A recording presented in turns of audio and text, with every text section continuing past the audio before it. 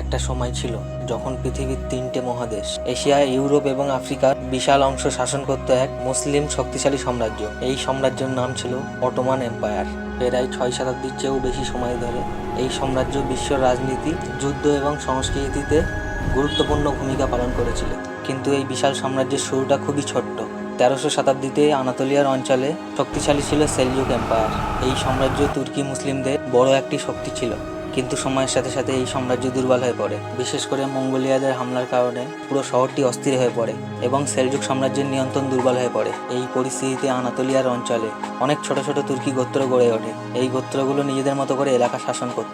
এই ছোট্ট গোত্রগুলোর মধ্যে ছিল একটি ছোট্ট তুর্কি গোত্র, যার নেতা ছিলেন উসমান। তিনি ছিলেন একজন সাহসী যোদ্ধা এবং দুর্দর্শী নেতা। 1299 সালে আনুষ্ঠানিকভাবে তিনি একটি নতুন রাষ্ট্র প্রতিষ্ঠাতা করেন। এই ঘটনাটাকে ওসমানীয় সাম্রাজ্যের শুরু হিসেবে ধরা হয়। তার নাম থেকেই এই সাম্রাজ্যের নাম অটোমান বা উসমানীয় সাম্রাজ্য বলা হয়। শুরুতে তাদের এলাকা ছিল খুবই ছোট্ট এবং শক্তিও সীমিত ছিল, কিন্তু তাদের লক্ষ্য ছিল বড়।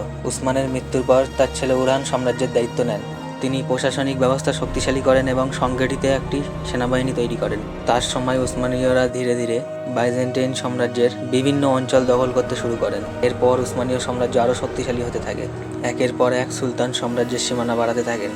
কিন্তু উসমানীয় ইতিহাসের সবচেয়ে গুরুত্বপূর্ণ ঘটনা ঘটে 1453 সালে। এই সময় উসমানীয় সুলতান ছিলেন সুলতান মেহমাদ। তার সবচেয়ে বড় লক্ষ্য ছিল বাইজেন্টাইন সাম্রাজ্যের রাজধানী কনস্টান্টিনোপল জয় করা। এই শহরটি ছিল অত্যন্ত শক্তিশালী এবং বহু বছর ধরে প্রায় আইস হিসেবে পরিচিত ছিল। কিন্তু দীর্ঘ অপরাধের পর 1453 সালে উসমানীয়রা কনস্টান্টিনোপল জয় করতে সক্ষম হয়। এই বিজয়ের মাধ্যমে উসমানীয় সাম্রাজ্য বিশ্ব রাজনীতিতে একটি বড় শক্তিতে পরিণত হয়।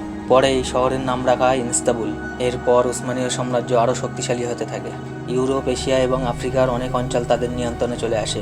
উসমানীয় সাম্রাজ্যের সবচেয়ে শক্তিশালী সময় ছিল সুলতান সুলেমানের সময়। তার সময় সাম্রাজ্যের সবচেয়ে বড় আকার ধারণ করে এবং আইন, শিক্ষা, শিল্প ও হস্তপের বড় উন্নতি ঘটে। কিন্তু সময়ের সাথে সাথে এই বিশাল সাম্রাজ্য ধীরে ধীরে দুর্বল হতে শুরু করে।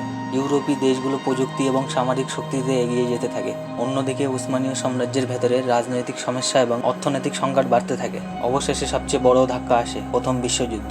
এই যুদ্ধে উসমানীয় সাম্রাজ্য জার্মানির পক্ষে লড়াই করে, কিন্তু যুদ্ধ শেষে তারা পরাজিত হন এবং সাম্রাজ্যের অনেক অঞ্চল হারিয়ে যায়। এই সময় তুরস্কে এক নতুন নেতার সামনে আসেন, মোস্তফা কামাল আতাতুর্ক।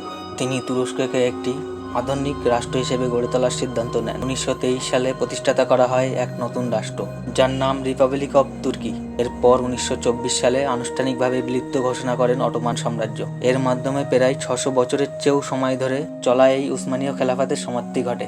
এভাবেই ইতিহাসের এক বিশাল অধ্যায় শেষ হয়। কিন্তু উসমানীয় সাম্রাজ্যের ইতিহাস বিশ্বের অন্যতম গুরুত্বপূর্ণ ইতিহাস হিসেবে স্মরণ করা হয়।